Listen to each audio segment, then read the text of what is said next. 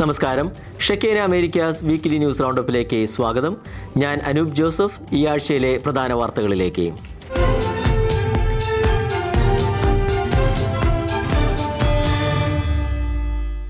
കത്തോലിക്ക സഭയുടെ പരമമായ ദൗത്യം സുവിശേഷ പ്രഘോഷണമാണെന്നും ആ ദൗത്യത്തിൽ കർദിനാൾമാരുടെ പൂർണ്ണ പിന്തുണയും സഹകരണവും താൻ ആഗ്രഹിക്കുന്നുവെന്നും ലിയോ 14 പാപ്പ പറഞ്ഞു. വത്തിക്കാനിലെ പോൾ 6 ഹാളിൽ നടന്ന കർദിനാൾമാരുടെ പ്രത്യേക യോഗത്തിന്റെ 1-ാം ഘട്ടം പൂർത്തിയാക്കി സംസാരിക്കുകയായിരുന്നു പാപ്പ. ജനുവരി 7-8 തീയതികളിലായി വിളിച്ചു ചേർത്ത കർദിനാൾമാരുടെ അസാധാരണമായ കൺസിസ്റ്ററിക്ക് സമാപനമായി. കത്തോലിക്ക സഭയുടെ പരമമായ ദൗത്യം സുവിശേഷ പ്രഘോഷണമാണെന്നും ആ ദൗത്യത്തിൽ കർദിനാൾമാരുടെ പൂർണ്ണ പിന്തുണയും സഹകരണവും താൻ ആഗ്രഹിക്കുന്നുവെന്നും ലയോ 14 പാപ്പ പറഞ്ഞു. വത്തിക്കാനിൽ ലയോ 14 പാപ്പ വിളിച്ചു ചേർത്ത കർദിനാൾമാരുടെ അസാധാരണമായ കൺസിസ്റ്ററിക്ക് സമാപനം. ജൂൺ അവസാനം വിശുദ്ധ പത്രോസ് പൗലോസ് ശ്ലീഹന്മാരുടെ തിരുനാളിന് മുന്നോടിയായി കർദിനാൾമാരുടെ 2ാമത്തെ കൺസിസ്റ്ററി വിളിച്ചു ചേർക്കുമെന്ന് സമ്മേളനത്തിന്റെ സമാപനത്തിൽ ലയോ 14 പാപ്പ അറിയിച്ചു. ജനുവരി 7-8 തീയതികളിലാണ് പരിശുദ്ധ പിതാവ് 2 ദിവസം നീണ്ടുനിന്ന തന്റെ ആദ്യത്തെ കർദിനാൾമാരുടെ കൺസിസ്റ്ററി പാപ്പ വിളിച്ചു ചേർത്തത്. 3 മുതൽ 4 ദിവസം വരെ നീണ്ടുനിൽക്കുന്ന ഇത്തരത്തിലുള്ള വാർഷിക സമ്മേളനങ്ങൾ വിളിച്ചു ചേർക്കാൻ പാപ്പ ആഗ്രഹിക്കുന്നുവെന്ന് വത്തിക്കാൻ വക്താവ് മാറ്റിയോ ബ്രൂണി പറഞ്ഞു. താനും മറ്റു കർദിനാൾമാരും ഈ കൺസിസ്റ്ററിയെ വളരെ സമ്പന്നവും ആഴമേറിയതുമായ ഒരു അനുഭവമായി കാണുന്നതായും കർദിനാൾമാർക്ക് പരസ്പരം അറിയുവാനും പരസ്പരം കേൾക്കുവാനും ഈ അവസരം ലഭിച്ചതിൽ ഏറെ സന്തോഷമുണ്ടെന്നും ദക്ഷിണാഫ്രിക്കയിലെ ജോഹാൻസ്ബർഗിൽ നിന്നുള്ള കർദിനാൾ സ്റ്റീഫൻ ബ്രിസ്ലിൻ മാധ്യമപ്രവർത്തകരോട് പറഞ്ഞു. കൺസിസ്റ്ററിയിൽ കർദിനാൾമാരെ ചെറിയ ഗ്രൂപ്പുകളായി തിരിച്ചായിരുന്നു ചർച്ചകളിൽ ആരാധനാക്രമത്തെക്കുറിച്ച് ചുരുക്കമായി പരാമർശിച്ചതായി ദക്ഷിണാഫ്രിക്കയിലെ ഡർബനിലെ ആർച്ച് ബിഷപ്പ് എമിരിറ്റസ് കർദിനാൾ വിൽഫ്രഡ് നേപ്പിയർ നാഷണൽ കാത്തലിക് രജിസ്റ്ററിനോട് പറഞ്ഞു. എന്നാൽ പരമ്പരാഗത ലാറ്റിൻ ദിവ്യബലിയെക്കുറിച്ച് ചർച്ചകളിൽ പരാമർശം നടത്തിയിട്ടില്ലെന്നും ചെറിയ ഗ്രൂപ്പുകളായി നടത്തിയ ചർച്ചകൾ മുഖേന എല്ലാ കർദിനാൾമാർക്കും സംസാരിക്കുവാനുള്ള അവസരം കൺസിസ്റ്ററിയിൽ ലഭിച്ചെന്നും കർദിനാൾ വിൽഫ്രഡ് വ്യക്തമാക്കി. നടപടിക്രമങ്ങളുടെ രഹസ്യാത്മകത സൂക്ഷിക്കാൻ ലയോ 14 പാപ്പ നിർദ്ദേശിച്ചതായി കർദിനാൾമാർ മാധ്യമപ്രവർത്തകരോട് പറഞ്ഞു. കൺസിസ്റ്ററി സമയത്തും ശേഷവും വളരെ കുറച്ച് വിവരങ്ങൾ മാത്രമേ പുറത്തുവിട്ടിട്ടുള്ളൂ. എന്നിരുന്നാലും വ്യാഴാഴ്ചത്തെ പത്രസമ്മേളനത്തിൽ ഫിലിപ്പിനോ കർദിനാൾ പാബ്ലോ ഡേവിഡും കൊളംബിയൻ കർദിനാൾ ലൂയിസ് ജോസ് റൂഡ അപ്പാരിഷോയും ചേർന്ന് മാധ്യമപ്രവർത്തകരുമായി കൂടിക്കാഴ്ച നടത്തി. ഇറാനിൽ ജനകീയ പ്രക്ഷോഭം ആളിക്കത്തുന്നതിനിടെ മധ്യപൂർവേഷ്യയിൽ യുദ്ധസന്നാഹങ്ങൾ ശക്തമാക്കി അമേരിക്ക. ഇറാന്റെ അയൽരാജ്യമായ ഖത്തറിലെ അൽ ഉദൈദ് വ്യോമതാവളത്തിലേക്ക് അമേരിക്ക തങ്ങളുടെ കൂറ്റൻ ബോയിംഗ് ടാങ്കർ വിമാനങ്ങൾ എത്തിച്ചു എന്നാണ് റിപ്പോർട്ട്. കഴിഞ്ഞ 11 ദിവസമായി ഇറാനിൽ തുടരുന്ന പ്രക്ഷോഭം അക്രമാസക്തമായതോടെയാണ് ഭരണകൂടം കടുത്ത നടപടികളിലേക്ക് കടന്നത്. സാമ്പത്തിക മാന്ദ്യത്തിനും വിലക്കയറ്റത്തിനുമെതിരെ തെരുവിലിറങ്ങിയ ജനങ്ങളെ അടിച്ചമർത്തുന്നതിന്റെ ഭാഗമായി രാജ്യത്തിന്റെ ഭൂരിഭാഗം പ്രദേശങ്ങളിലും വാർത്താവിനിമയ ബന്ധങ്ങൾ പൂർണ്ണമായും തടസ്സപ്പെടുത്തി. ഇന്റർനെറ്റ് സേവനങ്ങളും ലാൻഡ് ലൈൻ കണക്ഷനുകളും വിച്ഛേദിച്ചതിനു പുറമെ സാറ്റലൈറ്റ് സിഗ്നലുകൾ ജാം ചെയ്യുവാനും അധികൃതർ ശ്രമിക്കുന്നതായി റിപ്പോർട്ടുകളുണ്ട്. പ്രക്ഷോഭത്തിന്റെ ദൃശ്യങ്ങൾ പുറംലോകത്തേക്ക് എത്തുന്നത് തടയാനാണ് ഈ നീക്കം. ഭരണകൂടത്തിന്റെ നീക്കത്തിൽ നാടുകടത്തപ്പെട്ട ഇറാൻ കിരീടാവകാശി റസ പഹല്ലവി ഇറാൻ ഭരണകൂടത്തിന്റെ നടപടിയെ അതിരൂക്ഷമായി വിമർശിച്ചു. ദശലക്ഷക്കണക്കിന് ഇറാനികൾ സ്വാതന്ത്ര്യത്തിനായി തെരുവിലിറങ്ങിയിരിക്കുകയാണ്. ജനങ്ങളെ നിശബ്ദരാക്കാനാണ് ഭരണകൂടം ശ്രമിക്കുന്നതെന്നും പഹല്ലവി എക്സിൽ കുറിച്ചു. ഇറാനിലെ ഈ അസ്ഥിരതയ്ക്കിടയിലാണ് ഖത്തറിലെ അൽ ഉദൈദ് എയർബേസിലേക്കുള്ള അമേരിക്കൻ നീക്കം ശ്രദ്ധേയമാകുന്നത്. ഇറാനിൽ ആഭ്യന്തര കലാപം രൂക്ഷമാകുന്ന സാഹചര്യം മുതലെടുത്ത് മേഖലയിൽ ഉണ്ടാകാനുള്ള ഏത് അപ്രതീക്ഷിത നീക്കത്തെയും നേരിടാൻ അമേരിക്ക തയ്യാറെടുക്കുകയാണെന്നാണ് സൂചന. യുദ്ധവിമാനങ്ങൾക്ക് ആകാശത്ത് വെച്ച് ഇന്ധനം നിറയ്ക്കാൻ സഹായിക്കുന്ന KC-135R സ്ട്രാറ്റോ ടാങ്കറുകളുടെ സാന്നിധ്യം ദീർഘദൂര ആക്രമണങ്ങൾക്കുള്ള അമേരിക്കയുടെ ശേഷി വർദ്ധിപ്പിക്കുന്നു. ആക്രമണങ്ങൾക്കായി പോകുന്ന വിമാനങ്ങൾക്ക് കൂടുതൽ ദൂരം സഞ്ചരിക്കുവാൻ ഇവയുടെ സാന്നിധ്യം അത്യാവശ്യമാണ്. ഇസ്രായേലിനു നേരെയുള്ള ഭീഷണികളെ ചെറുക്കുവാനും നിരീക്ഷണം ശക്തമാക്കുവാനും ഈ വിന്യാസം സഹായിക്കും. ഒരു വശത്ത് ജനതയുടെ പ്രതിഷേധത്താൽ ഇറാൻ ഭരണകൂടം വിയർക്കുമ്പോൾ മറുവശത്ത് അത് മുതലെടുക്കാനെന്നവണ്ണം അമേരിക്കൻ പടക്കപ്പലുകളും വിമാനങ്ങളും ഗൾഫ് മേഖലയിൽ നിലയുറപ്പിക്കുകയാണ്. മധ്യപൂർവേഷ്യയിലെ അമേരിക്കൻ സൈനിക നീക്കങ്ങളുടെ പ്രധാന കേന്ദ്രമാണ് ഖത്തർ. മധ്യപൂർവേഷ്യയിൽ എവിടെയും അതിവേഗം സൈനിക ശക്തി പ്രകടിപ്പിക്കുവാനുള്ള യുദ്ധവിമാനങ്ങൾക്ക് തടസ്സമില്ലാതെ ദീർഘനേരം പറക്കുവാനുള്ള സൗകര്യം ഒരുക്കുവാനുമുള്ള സർവ്വസന്നാഹവുമായാണ് അമേരിക്ക എത്തിയിരിക്കുന്നത്. ഗ്രീൻലൻഡിലെ താമസക്കാർക്ക് നേരിട്ട് പണം നൽകി ഡെൻമാർക്കിൽ നിന്ന് വേർപെടാൻ പ്രേരിപ്പിക്കുന്നതിനുള്ള സാധ്യതയെക്കുറിച്ച് ട്രംപ് ഭരണകൂടം ചർച്ചകൾ നടത്തുന്നതായി റിപ്പോർട്ട്. സുരക്ഷാ കാരണങ്ങൾ ആരോപിച്ച് ഗ്രീൻലൻഡിനെ പിടിച്ചെടുത്ത് അമേരിക്കയോട് ചേർക്കുമെന്ന് US പ്രസിഡന്റ് ഡൊണാൾഡ് ട്രംപിന്റെ ആവർത്തിച്ചുള്ള പ്രസ്താവനകൾക്കിടയിലാണ് ഈ റിപ്പോർട്ട് വരുന്നത്. വൈറ്റ് ഹൗസ് ഉദ്യോഗസ്ഥരും മറ്റ് ഉയർന്ന US ഉദ്യോഗസ്ഥരും പങ്കെടുത്ത ചർച്ചകളിൽ ഗ്രീൻലാൻഡിനെ US നിയന്ത്രണത്തിലാക്കാനുള്ള പ്രസിഡന്റ് ട്രംപിന്റെ ദീർഘകാല നീക്കത്തിന്റെ ഭാഗമായുള്ള സാധ്യതകളിൽ ഒന്നായാണ് ഈ ആശയം ഉയർന്നു വന്നതെന്ന് റോയിട്ടേഴ്സ് റിപ്പോർട്ട് ചെയ്തു. പണം കൊടുത്ത് വശത്താക്കാമെന്നുള്ള ഈ ആശയം ഗ്രീൻലാൻഡിലെയും യൂറോപ്പിലെയും നേതാക്കളിൽ നിന്ന് കടുത്ത എതിർപ്പിന് പാത്രമായിട്ടുണ്ടെന്നാണ് വിവരം. റിപ്പോർട്ട് അനുസരിച്ച് ഡെൻമാർക്കിൽ നിന്ന് വേർപെടുത്തുന്നതിനും അമേരിക്കയുമായി കൂടുതൽ അടുക്കുന്നതിനും ഗ്രീൻലാൻഡുകാരെ പ്രേരിപ്പിക്കുവാൻ US ഉദ്യോഗസ്ഥർ ഒരുമിച്ചുള്ള പേയ്മെന്റുകൾ വാഗ്ദാനം ചെയ്യുന്നതിനെക്കുറിച്ചുള്ള ചർച്ചകളാണ് നടന്നത്. ഓരോ വ്യക്തിക്കും $10,000 $1 ലക്ഷം ഇടയിലുള്ള തുകയാണ് ചർച്ചയായതെന്നാണ് റോയിട്ടേഴ്സ് റിപ്പോർട്ട് ചെയ്യുന്നത്. എന്നാൽ ഇക്കാര്യത്തിൽ അന്തിമ നിർദ്ദേശം തയ്യാറാക്കിയിട്ടില്ലെന്നാണ് വിവരം. ഇത്തരം പേയ്മെന്റുകളുടെ നിബന്ധനകളും അവയുടെ സംവിധാനങ്ങളും ഇതുവരെ തീരുമാനിച്ചിട്ടില്ല. എങ്കിലും നിലവിലെ ചർച്ചകൾ താൽക്കാലികമാണെന്നും ചില വലിയ ചർച്ചകളുടെ ഭാഗമാണെന്നും വ്യക്തമാണ്. എന്നാൽ ഗ്രീൻലാൻഡിലെ 57,000 ആളുകൾക്ക് നേരിട്ട് നഷ്ടപരിഹാരം നൽകാനുള്ള ആശയം നിലവിൽ ഒരു നിർദ്ദേശം മാത്രമായാണ് കണക്കാക്കപ്പെടുന്നത്. ഡെൻമാർക്കിന്റെ അതിർത്തിയിലേക്ക് ആരെങ്കിലും അതിക്രമിച്ചു കടന്നാൽ അധികാരികളിൽ നിന്ന് ഉത്തരവുകൾക്കായി കാത്തുനിൽക്കാതെ സൈനികർ ഉടൻ വെടിവയ്പ് ആരംഭിക്കുമെന്ന് ഡാനിഷ് പ്രതിരോധ മന്ത്രാലയം. അമേരിക്ക ഗ്രീൻലാൻഡ് ഏറ്റെടുക്കുന്നതിനെക്കുറിച്ച് അതിനായുള്ള സൈനിക നടപടികളും ആലോചിക്കുന്നതിനിടയിലാണ് ഡെൻമാർക്കിന്റെ മുന്നറിയിപ്പ്.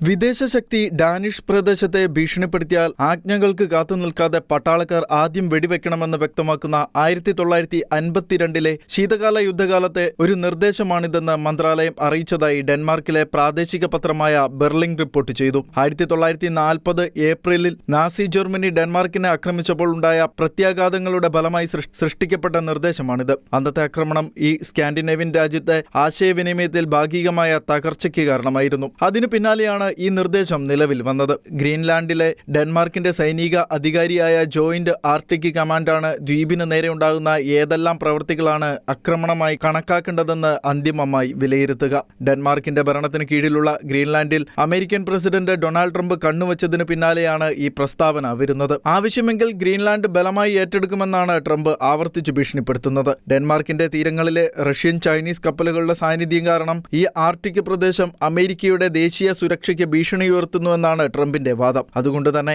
ഗ്രീൻലാൻഡിനുമേൽ അധികാരം സ്ഥാപിക്കേണ്ടത് നിർണായകമാണെന്ന് ട്രംപ് അവകാശപ്പെടുന്നു. 1951 ഒരു ഉടമ്പടിയിലെ അംഗമാണ് അമേരിക്ക. ഇത് ഡെൻമാർക്കിന്റെ സമ്മതത്തോടെ ഗ്രീൻലാൻഡിൽ സൈനിക താവളങ്ങൾ സ്ഥാപിക്കാൻ വിപുലമായ അവകാശങ്ങൾ നൽകുന്നു. എന്നിരുന്നാലും ഡെൻമാർക്കും ഗ്രീൻലാൻഡും ഈ പ്രദേശം വിൽപ്പനയ്ക്കില്ല എന്ന് ആവർത്തിച്ച് പറഞ്ഞിട്ടുണ്ട്. അതേസമയം സുരക്ഷാ ഭീഷണി എന്നത് ട്രംപിന്റെ പൊള്ളയായ വാദമാണെന്നും പ്രദേശത്തെ ഊർജ്ജ സമ്പത്തിലാണ് US പ്രസിഡന്റിന്റെ കണ്ണെന്നും ഡാനിഷ് പ്രധാനമന്ത്രി മെറ്റ ഫ്രെഡറിക്കൻ പറഞ്ഞു. ഗ്രീൻലാൻഡ് ഏറ്റെടുക്കാനുള്ള ഏതൊരു സൈനിക ശ്രമവും നാറ്റോയുടെ അവസാനമായിരിക്കുമെന്നാണ് പ്രധാനമന്ത്രി മുന്നറിയിപ്പ് നൽകിയത്. അതിനിടെ ഗ്രീൻലാൻഡ് ഡെൻമാർക്ക് പ്രതിനിധികൾ കഴിഞ്ഞ ദിവസം വൈറ്റ് ഹൗസ് ഉദ്യോഗസ്ഥരുമായി കൂടിക്കാഴ്ച നടത്തിയിരുന്നു. ഗ്രീൻലാൻഡ് പദ്ധതിയിൽ നിന്നും പിന്മാറാൻ US നിയമനിർമ്മാതാക്കളെയും പ്രമുഖ ഭരണകൂട ഉദ്യോഗസ്ഥരെയും പ്രേരിപ്പിക്കുവാൻ ശ്രമിക്കുന്നതിന്റെ ഭാഗമായാണ് കൂടിക്കാഴ്ച നടന്നത്. ഐക്യരാഷ്ട്രസഭയുടെ വിവിധ ഏജൻസികളിൽ നിന്നും സമിതികളിൽ നിന്നും പിന്മാറാനുള്ള അമേരിക്കൻ തീരുമാനത്തിൽ UN secretary general Antonio Guterres ശക്തമായ ഖേദം പ്രകടിപ്പിച്ചു. ഡൊണാൾഡ് ട്രംപ് ഭരണകൂടത്തിന്റെ ഈ നീക്കം ലോകക്രമത്തിൽ വലിയ ആശങ്കകൾക്ക് വഴിവെച്ചിരിക്കുകയാണ്. ഐക്യരാഷ്ട്രസഭയുടെ ചാർട്ടർ പ്രകാരം സാമ്പത്തിക വിഹിതം നൽകാൻ എല്ലാ അംഗരാജ്യങ്ങൾക്കും നിയമപരമായ ബാധ്യതയുണ്ടെന്ന് ഗുട്ടറസ് ഓർമ്മിപ്പിച്ചു.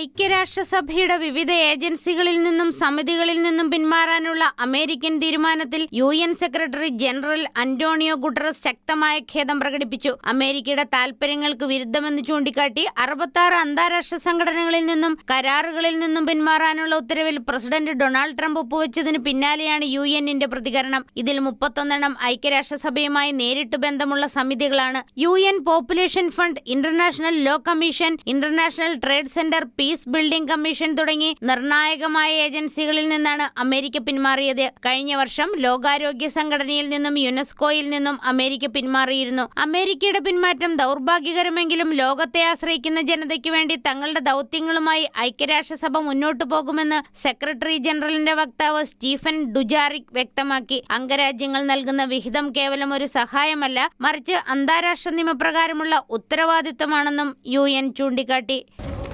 ജീവന്റെ മൂല്യം ഉയർത്തിപ്പിടിച്ച് ഇന്ത്യാനയിലെ നീതിപീഠം. ഗർഭസ്ഥ ശിശുക്കൾക്ക് സംരക്ഷണം നൽകുന്ന ഇന്ത്യാനയുടെ പ്രോ ലൈഫ് നിയമത്തിനെതിരെ സാത്താനിക് ടെമ്പിൾ എന്ന സംഘടന നടത്തിയ ശ്രമങ്ങൾക്ക് തിരിച്ചടി. പ്രോ ലൈഫ് നിയമങ്ങൾ വ്യക്തികൾക്ക് ദോഷം ചെയ്യുന്നു എന്നാരോപിച്ചായിരുന്നു സംഘടന കോടതിയെ സമീപിച്ചത്. ഈ കേസിലാണ് ജീവന്റെ മൂല്യത്തെ ലോകരാജ്യങ്ങൾക്ക് മുമ്പിൽ ഉയർത്തിപ്പിടിക്കുന്ന വിധി ഇന്ത്യാന കോടതി പുറപ്പെടുവിച്ചത്. ഗർഭസ്ഥ ശിശുക്കൾക്ക് സംരക്ഷണം നൽകുന്ന ഇന്ത്യാനയുടെ പ്രോ ലൈഫ് നിയമത്തിനെതിരെയുള്ള സാത്താനിക് ടേബിൾ സംഘടനയുടെ ശ്രമങ്ങൾക്ക് വീണ്ടും കോടതിയിൽ തിരിച്ചടി. ഇന്ത്യാനയുടെ നിയമത്തെ വെല്ലുവിളിക്കാൻ ഇത്തരത്തിലുള്ള ഗ്രൂപ്പുകൾക്ക് യാതൊരു അവകാശവുമില്ലെന്നും കോടതി വീക്ഷിച്ചു. ഗർഭസ്ഥ ശിശുക്കൾക്ക് വേണ്ടിയുള്ള സംരക്ഷണ നിയമം വ്യക്തികൾക്ക് ദോഷം ചെയ്യുന്നു എന്നാരോപിച്ചാണ് സാത്താനിക് ടേബിൾ എന്ന സംഘടന കോടതിയെ സമീപിച്ചത്. സാത്താനി പ്രതീകങ്ങൾ ഔദ്യോഗികമായി അംഗീകരിച്ചിരിക്കുന്ന ഈ സംഘടന സാത്താനിക് ആരാധന പിന്തുടരുന്നില്ല എന്ന് പരോക്ഷമായി വാദിക്കുന്നുണ്ട്. എങ്കിലും അത്തരത്തിലുള്ള എല്ലാ പ്രവർത്തനങ്ങളെയും പിന്തുണയ്ക്കുന്നുമുണ്ട്. ധാർമ്മിക മൂല്യങ്ങളെയും ദൈവിക മൂല്യങ്ങളെയും പൂർണ്ണമായി നിരാകരിക്കുന്ന ഇവർ നീതിക്ക് വേണ്ടി നിലകൊള്ളുന്നു എന്ന് പുറമെ ഭാവിക്കുന്നു. സംഘടനയുടെ ഇത്തരത്തിലുള്ള വൈരുദ്ധ്യമാർന്ന നിലപാടാണ് ഇപ്പോൾ ഇന്ത്യാന കോടതിയിൽ പൊളിച്ചെഴുതിയത്. ഗർഭസ്ഥ ശിശുക്കൾക്ക് സംരക്ഷണം നൽകുന്ന നിയമം തങ്ങളുടെ വ്യക്തി സ്വാതന്ത്ര്യവും സംഘടനാപരമായ സ്വാതന്ത്ര്യത്തിനും എതിരാണെന്ന് കാണിച്ചാണ് കോടതിയെ സമീപിച്ചത്. എന്നാൽ അത്തരത്തിൽ വ്യക്തികൾക്ക് യാതൊരുവിധ ദോഷവും ഈ നിയമം ഉണ്ടാക്കുന്നില്ല എന്നും കോടതി ഉത്തരവിൽ പറയുന്നു. അപകടകരമായ ഗർഭചിത്ര മരുന്നുകളും ഫലത്തിൽ അംഗീകരിക്കപ്പെടുന്ന ടെലിഹെൽത്ത് ഗർഭചിത്ര നിയമം നിരോധിക്കുന്നു. ന്യൂ മെക്സിക്കോയിൽ ഒരു ടെലിഹെൽത്ത് ഗർഭചിത്ര സൗകര്യം ഒരുക്കിയിട്ടുള്ള സാത്താനിക് ടേബിൾ ഇന്ത്യാനയിൽ അത്തരത്തിൽ ഒന്ന് തുടങ്ങാൻ ശ്രമിക്കുന്നിടത്തു നിന്നാണ് വിവാദങ്ങളുടെ തുടക്കം. രാജ്യത്തിന്റെ ഗർഭചിത്ര നിരോധനങ്ങൾ മതസ്വാതന്ത്ര്യ പുനഃസംഘടനാ നിയമപ്രകാരമുള്ള ഗ്രൂപ്പിന്റെ അവകാശങ്ങളെ ഹനിക്കുന്നുവെന്ന വാദത്തെ കോടതി തള്ളി. ഇത്തരത്തിലുള്ള ആചാരങ്ങൾ രാജ്യത്തിന്റെ നിയമത്തിനെതിരാണെന്നും ഇത്തരത്തിലുള്ള ആചാരങ്ങൾ ഒരു സംഘടനയ്ക്കും മതങ്ങൾക്കും രാജ്യം അനുവദിച്ചു നൽകാനാകില്ലെന്നും കോടതി വ്യക്തമാക്കി. വിധിയിൽ രാജ്യത്തെ ഇന്ത്യാന റിപ്പബ്ലിക് ലീഡേഴ്സ് അവരുടെ ആഹ്ലാദം രേഖപ്പെടുത്തി. തുടക്കം മുതൽ തന്നെ ഈ കേസ് പരിഹാസ്യമായിരുന്നുവെന്നും പക്ഷേ ഈ ഏകകണ്ഠമായ കോടതി വിധി നിർണായക വിജയമാണെന്നും കാരണം ഭരണഘടനാപരമായും നിയമപരമായും നമ്മുടെ പ്രൊലൈഫ് നിയമം ഉയർത്തിപ്പിടിക്കുന്ന വിധിയാണെന്നും ഇന്ത്യാന റിപ്പബ്ലിക് വാഗ്ദാൽ അറിയിച്ചു. വൈദികർ കുമ്പസാര രഹസ്യം വെളിപ്പെടുത്തണമെന്ന നിയമം നടപ്പിൽ വരുത്താനൊരുങ്ങി അമേരിക്കയിലെ അരിസോണ സ്റ്റേറ്റ്.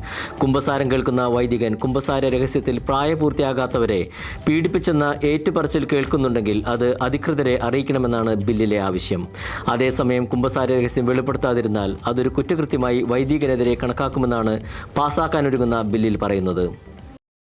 അമേരിക്കൻ സ്റ്റേറ്റുകളിലൊന്നായ അരിസോണയിലാണ് കത്തോലിക്ക സഭയിലെ ഏറ്റവും പാവനമായ കുമ്പസാരമെന്ന കൂദാശയുടെ രഹസ്യാത്മക സ്വഭാവത്തിന് കനത്ത ആഘാതമേൽപ്പിക്കുവാൻ അധികാരികൾ തുനിഞ്ഞിറങ്ങിയിരിക്കുന്നത്. വൈദികർ കുമ്പസാര രഹസ്യങ്ങൾ അധികൃതരോട് വെളിപ്പെടുത്തണമെന്നതാണ് ഇപ്പോൾ പുതുതായി അംഗീകരിക്കുവാൻ എല്ലാ വഴികളും തേടുന്ന ബില്ലിൽ ആവശ്യപ്പെട്ടിരിക്കുന്നത്. പ്രായപൂർത്തിയാകാത്തവർക്കെതിരായ ലൈംഗിക അതിക്രമങ്ങൾ, ഭീഷണികൾ മുതലായവയാണ് റിപ്പോർട്ട് ചെയ്യുവാൻ കൂടുതലായും ഇപ്പോൾ വൈദികരെ കൊണ്ട് സമ്മർദ്ദം ചെലുത്തിയിരിക്കുന്നത്. പാപങ്ങൾ ക്രിസ്തുവിന്റെ രക്തത്താൽ കഴുകിക്കളയുന്ന കുമ്പസാരമെന്ന കൂദാശയിലൂടെ ഈ വിധത്തിലുള്ള പാപാവസ്ഥകൾ ഏറ്റുപറഞ്ഞാൽ അധികാരികളോട് എത്രയും പെട്ടെന്ന് റിപ്പോർട്ട് ചെയ്യണമെന്നതാണ് നിയമവ്യവസ്ഥ നടപ്പിലാക്കുവാൻ ഉദ്ദേശിക്കുന്നത്. അതേസമയം ആരിസോണയിലെ പുതിയ ബിൽ പ്രകാരമുള്ള നിയമവ്യവസ്ഥകൾ തെറ്റിച്ചാൽ വൈദികർക്ക് കടുത്ത ശിക്ഷ നൽകുവാനും നിയമവ്യവസ്ഥ ബില്ലിൽ എടുത്തു പറയുന്നുണ്ട്.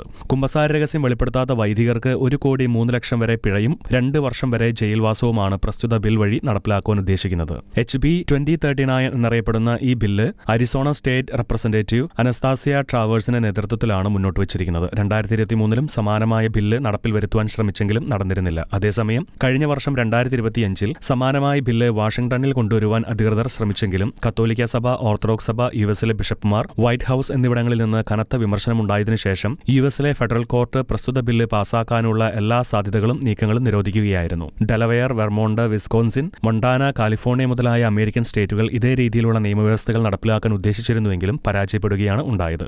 യൂറോപ്യൻ രാജ്യമായ ഹംഗറിയിലും ഇതേ നിയമവ്യവസ്ഥ വ്യക്തമാക്കുന്ന ബില്ല് അവതരിപ്പിക്കുവാൻ അധികൃതർ ശ്രമിച്ചിരുന്നു. ഇറാനിൽ ഭരണകൂട വിരുദ്ധ പ്രക്ഷോഭം ആളിക്കത്തുന്നു. രാജ്യ തലസ്ഥാനമായ ടെഹ്റാനിൽ സുരക്ഷാ സേനയും പ്രതിഷേധക്കാരും തമ്മിൽ തെരുവ് യുദ്ധം തുടരുകയാണ്. പോലീസ് വെടിവയ്പിലും സംഘർഷങ്ങളിലുമായി കൊല്ലപ്പെട്ടവരുടെ എണ്ണം 45 ആയി ഉയർന്നു. സംഘർഷം രൂക്ഷമായതോടെ ഇറാൻ സർക്കാർ രാജ്യവ്യാപകമായി ഇന്റർനെറ്റ് വിച്ഛേദിച്ചു. 2000-ലധികം പേർ കസ്റ്റഡിയിൽ.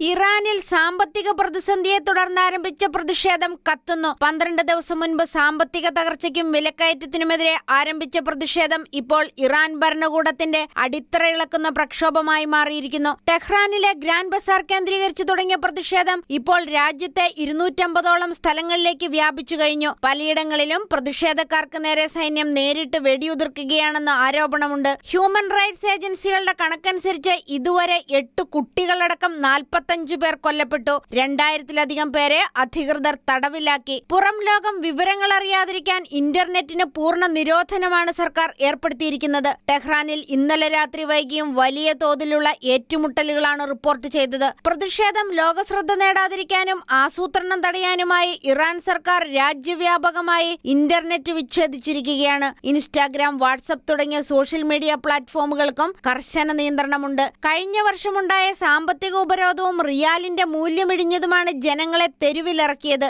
ഇതിനിടെ സമാധാനപരമായി പ്രതിഷേധിക്കുന്നവരെ കൊന്നൊടുക്കിയാൽ കർശന നടപടി നേരിടേണ്ടി വരുമെന്ന് അമേരിക്കൻ പ്രസിഡന്റ് ഡൊണാൾഡ് ട്രംപ് ഇറാന് മുന്നറിയിപ്പ് നൽകിയിട്ടുണ്ട്. ജനരോഷം നിയന്ത്രിക്കാൻ അധികൃതർ വിയർക്കുന്ന കാഴ്ചയാണ് ഇപ്പോൾ ഇറാനിലെ തെരുവുകളിൽ കാണുന്നത്. ക്രിസ്മസ് കാലഘട്ടത്തിൽ നൈജീരിയയിലെ തരാബ സംസ്ഥാനത്ത് ഫുലാനി തീവ്രവാദികൾ നടത്തിയത് ക്രൈസ്തവ വംശഹത്യ. 19 ക്രൈസ്തവരെ കൊലപ്പെടുത്തി പള്ളികൾ കത്തിച്ച് കൂട്ടപലായനങ്ങൾക്ക് ക്രൈസ്തവരെ ഇരകളാക്കി ഫുലാനി തീവ്രവാദികൾ. നൈജീരിയയിലെ തരാബ സംസ്ഥാനത്തെ തഗും ഇന്നൊരു ക്രൈസ്തവ വംശഹത്യയുടെ അവശേഷിപ്പാണ്. ക്രിസ്തുമസ് കാലഘട്ടത്തിൽ ഫുലാനി തീവ്രവാദികൾ ഇവിടെ അഴിച്ചുവിട്ടത് കൊടും ക്രൂരതകൾ. തന്ത്രപൂർവ്വം ആസൂത്രണം ചെയ്ത ആക്രമണങ്ങൾ തഗും കൗണ്ടിയിലെ അഡു സമൂഹത്തെ പൂർണ്ണമായി നശിപ്പിക്കുകയും കുടുംബങ്ങളെ കൊന്നൊടുക്കി പള്ളികൾ കത്തിച്ച് ആയിരക്കണക്കിന് ആളുകളെ പലായനം ചെയ്യാൻ നിർബന്ധിതരാക്കിയ ഒരു ക്രൈസ്തവ വംശഹത്യയിലാണ് അവസാനിച്ചത്. 2025 ഡിസംബർ 19-നും 2026 ജനുവരി 6-നും ഇടയിൽ അഡു ഗ്രാമത്തിലും പരിസരത്തും ഏകദേശം 19 ക്രൈസ്തവർ കൊല്ലപ്പെട്ടു. കൂടുതലും കത്തോലിക്കരെ ഫുലാനി തീവ്രവാദികൾ ലക്ഷ്യമിടുകയും കൊലപ്പെടുത്തുകയുമായിരുന്നുവെന്ന് തഗൂമിലെ ഹോളി ഫാമിലി കത്തീഡ്രലിലെ വികാരി ഫാദർ ജോർജ് ഡോഗോ ട്രൂത്ത് നൈജീരിയയ്ക്ക് നൽകിയ റിപ്പോർട്ടിൽ പറയുന്നു. 2025 ഡിസംബർ 19-ന് ആരംഭിച്ച ആക്രമണങ്ങൾ നിരവധി ഗ്രാമങ്ങളിൽ ക്രമാനുഗതമായി വർദ്ധിക്കുകയും പിന്നീട് ക്രിസ്മസ് രാവിൽ അഡു കത്തോലിക്ക ഇടവകയുടെ ആസ്ഥാനം തന്നെ തീവ്രവാദികൾ ആക്രമിക്കുകയുമായിരുന്നു. തെക്കൻ തരാബ സംസ്ഥാനത്തെ തഗൂം പ്രദേശമാണ് ഏറ്റവും കൂടുതൽ ആക്രമിക്കപ്പെട്ട വംശഹത്യയ്ക്ക് ഇരയാക്കപ്പെട്ട സ്ഥലം. ഈ പ്രദേശത്താണ് പ്രധാനമായും ക്രൈസ്തവ സമൂഹങ്ങൾ താമസിക്കുന്നത്. ക്രൈസ്തവ സമൂഹങ്ങളെ കൂടാതെ പ്രദേശത്തെ 37 പള്ളികളിൽ 20 എണ്ണവും ആക്രമിക്കപ്പെടുകയും കൊള്ളയടിക്കപ്പെടുകയും ചെയ്തു. ഏറ്റവും വിനാശകരമായ ആക്രമണം നടന്നത് 2025 ഡിസംബർ 24-നാണ്. അറുതിയില്ലാത്ത ഈ ക്രൈസ്തവ വേട്ടയിൽ പലായനം ചെയ്യുന്നവർ അസംഖ്യമാണ്. ചൈനയിൽ അണ്ടർഗ്രൗണ്ട് ക്രൈസ്തവ സഭകൾക്ക് നേരെ കമ്മ്യൂണിസ്റ്റ് ഭരണകൂടത്തിന്റെ അടിച്ചമർത്തൽ വീണ്ടും ശക്തിപ്പെടുന്നു. പ്രമുഖ പ്രൊട്ടസ്റ്റന്റ് സഭയായ ഏർലി റെയിൻ കവനന്റ് ചർച്ചിന്റെ മുതിർന്ന നേതാവ് ലീ ഇംഗ്യുയാങ് ഉൾപ്പെടെ 6 പേരെ പോലീസ് അകാരണമായി അറസ്റ്റ് ചെയ്തു. ചെങ്ഡു നഗരം കേന്ദ്രീകരിച്ച് പ്രവർത്തിക്കുന്ന ഇദ്ദേഹത്തിന്റെ വീട്ടിൽ റെയ്ഡ് നടത്തിയാണ് കസ്റ്റഡിയിലെടുത്തത്. ചൈനയിൽ അണ്ടർഗ്രൗണ്ട് ക്രൈസ്തവ സഭകൾക്ക് നേരെ കമ്മ്യൂണിസ്റ്റ് ഭരണകൂടത്തിന്റെ അടിച്ചമർത്തൽ വീണ്ടും ശക്തിപ്പെടുന്നു. പ്രമുഖ പ്രൊട്ടസ്റ്റന്റ് സഭയായ ഏർലി റൈൻ കവനന്റ് ചർച്ചിന്റെ മുതിർന്ന നേതാവ് ലീ ലിങ്ക്യാങ് ഉൾപ്പെടെ 6 പേരെ പോലീസ് അകാരണമായി അറസ്റ്റ് ചെയ്തു. ചെങ്ഡു നഗരം കേന്ദ്രീകരിച്ച് പ്രവർത്തിക്കുന്ന ഇദ്ദേഹത്തിന്റെ വീട്ടിൽ റെയ്ഡ് നടത്തിയാണ് കസ്റ്റഡിയിലെടുത്തത്. അതേസമയം അറസ്റ്റിലായവർ ചെയ്ത കുറ്റം എന്താണെന്ന് വ്യക്തമാക്കാൻ ചൈനീസ് അധികൃതർ ഇതുവരെ തയ്യാറായിട്ടില്ല. ചൈനയിൽ ഭരണകൂടത്തിന് അംഗീകാരമില്ലാതെ പ്രവർത്തിക്കുന്ന സഭകളെയും വിശ്വാസികളെയും ലക്ഷ്യമിട്ടുള്ള നിരന്തരമായ വേട്ടയാടലുകളുടെ ഭാഗമാണിതെന്ന് അന്താരാഷ്ട്ര മാധ്യമങ്ങൾ റിപ്പോർട്ട് ചെയ്യുന്നുണ്ട്. കഴിഞ്ഞ ഏതാനും മാസങ്ങൾ അണ്ടർഗ്രൗണ്ട് സഭകൾക്കെതിരെ കർശനമായ നടപടികളാണ് ചൈനീസ് സർക്കാർ സ്വീകരിക്കുന്നത്. ഡിസംബറിൽ വെൻചൌ നഗരത്തിൽ നടന്ന റെയ്ഡിൽ 100-ലധികം വിശ്വാസികളെ പോലീസ് പിടികൂടിയിരുന്നു. ഒക്ടോബറിൽ സയൻ ചർച്ച് എന്ന സഭയിലെ പാസ്റ്റർമാരും വിശ്വാസികളും ഉൾപ്പെടെ 30 പേർ അറസ്റ്റിലായിരുന്നു.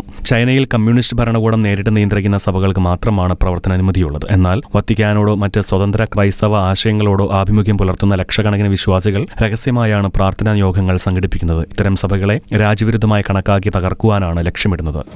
Shekinah Americas weekly news roundup ഇവിടെ പൂർണ്ണമാകുന്നു. കൂടുതൽ വാർത്തകളുമായി അടുത്ത ആഴ്ച വീണ്ടും കാണാം.